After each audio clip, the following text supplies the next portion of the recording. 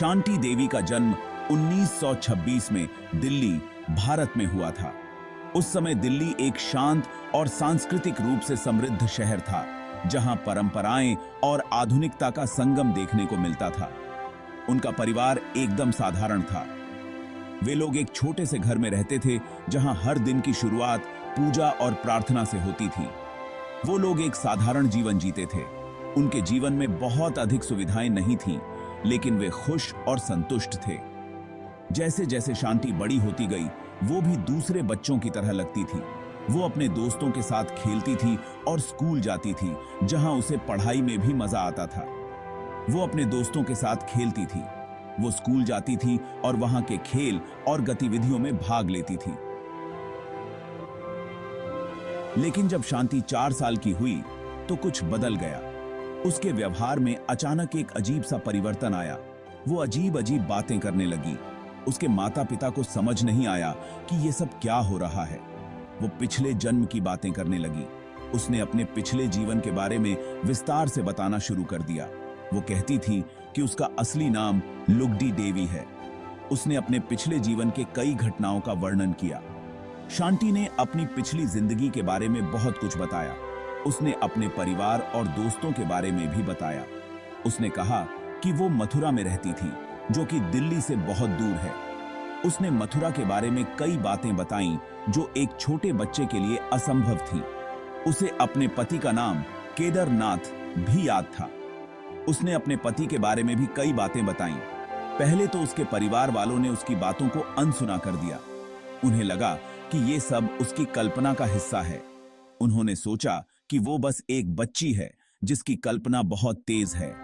लेकिन शांति की बातें इतनी सटीक और विस्तृत थीं कि उन्हें सोचने पर मजबूर कर दिया। लेकिन शांति चुप नहीं रहती थी। वो बार बार अपनी बातों को दोहराती रही। वो इस बात पर अड़ी रही कि उसकी यादें सच्ची हैं। उसके आत्मविश्वास और दृढ़ता ने उसके परिवार को भी सोचने पर मजबूर कर दिया कि शायद इसमें कुछ सच्चाई हो। शांति देवी की कहानियां और भी साफ होने लगीं। उसकी यादें अब धुंधली नहीं रहीं, बल्कि एक स्पष्ट तस्वीर की तरह उभरने लगीं। उसने अपने पिछले जन्म के घर के बारे में बताया। घर की हर छोटी बड़ी बात, हर कोना, हर दरवाजा उसे याद था। उसने मथुरा में अपने परिवार और दोस्तों के बारे में बताया। उनके नाम, उनके चेहरे, उनके साथ बिताए पल, सब कुछ उसे याद था। यहां तक कि उसे अपनी मृत्यु के बारे में भी कुछ बातें याद थीं।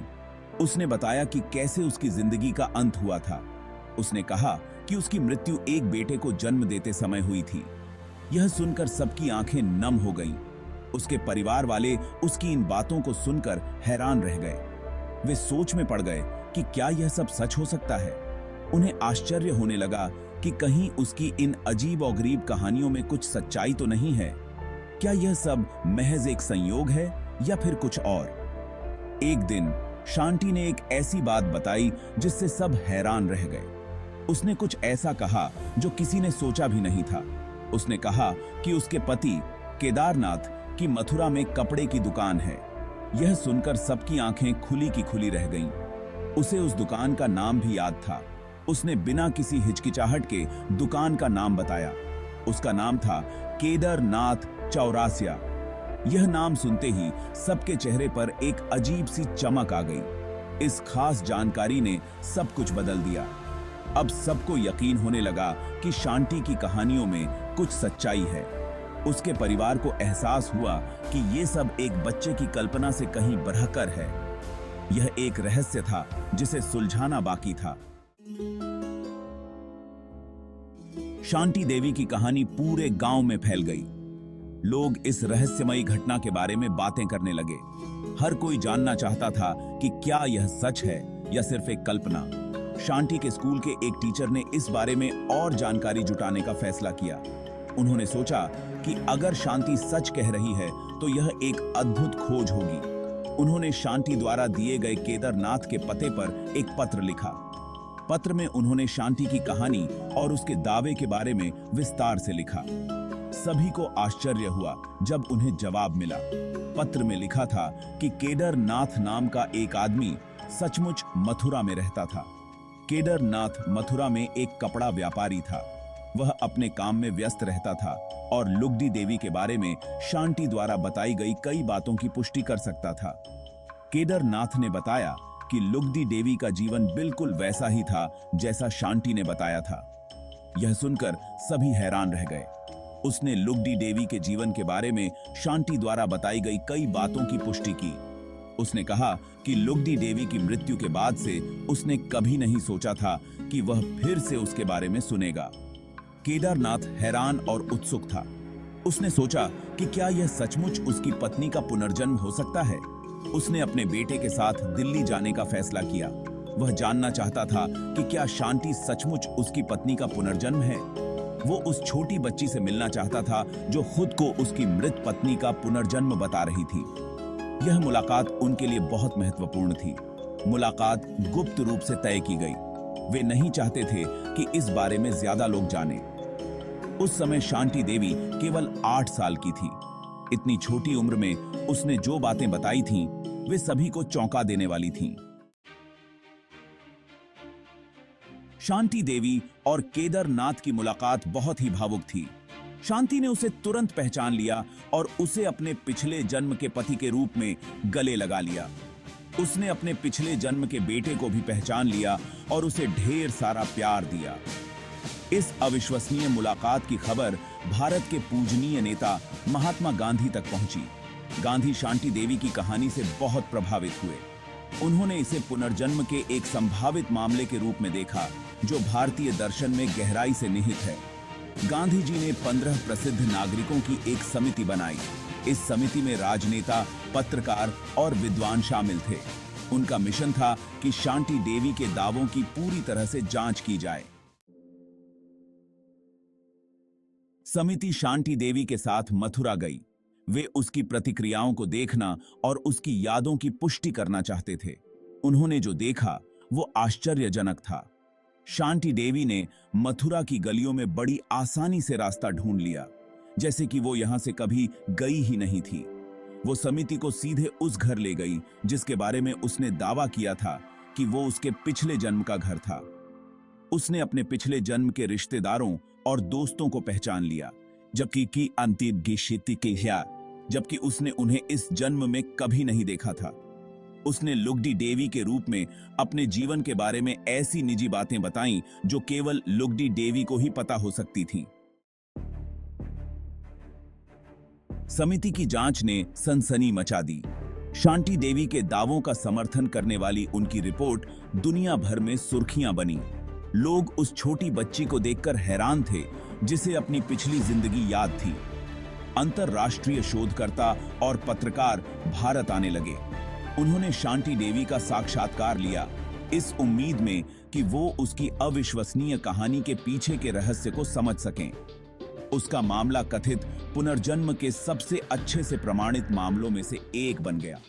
इसने जीवन और मृत्यु की प्रकृति के बारे में गहन बहस और चर्चा को जन्म दिया।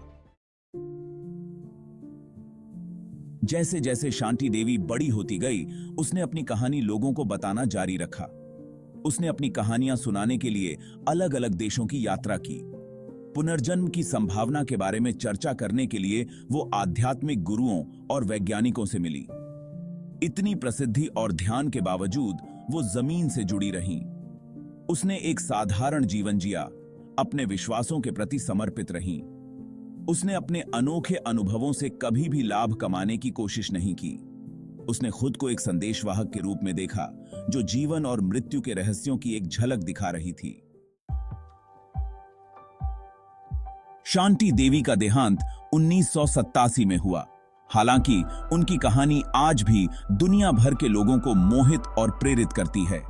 पुनर्जन्म के अध्ययन में उनका मामला आज भी एक महत्वपूर्ण आधार है।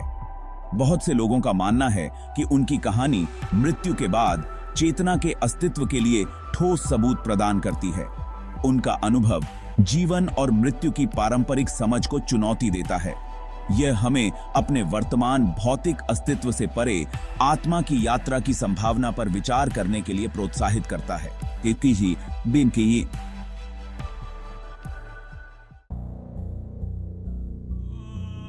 शांति देवी की कहानी हमें कुछ गंभीर सवालों के साथ छोड़ती है।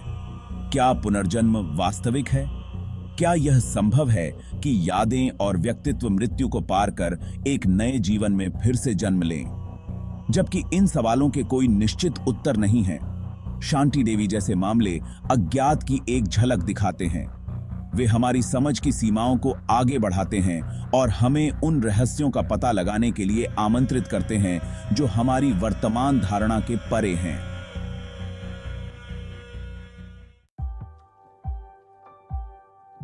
शांति देवी का जीवन असाधारण था। उनकी कहानी चाहे किसी भी धर्म या विश्वास को मानने वाले हों, हमें जीवन, मृत्यु और चेतना की प्रकृति के बारे में मूलभूत सवालों का सामना करने के लिए मजबूर करती है। उन्होंने दुनिया पर एक अमिट छाप छोड़ी। उनकी विरासत बहस को जन्म देती है, जिज्ञासा को प्रेरित करती है और हमें अपनी वर्तमान समझ की सीमाओं से परे देखने के लिए प्रोत्साहित करती है। शांति देवी की कहानी हमें याद दिलाती है कि ब्रह्मांड रहस्यों से भरा है जो खोजे जाने की प्रतीक्षा कर रहे हैं। शायद इन्हीं रहस्यों में उन शाश्वत सवालों के जवाब छिपे हैं जिन्होंने सदियों से मानवता को मोहित किया है।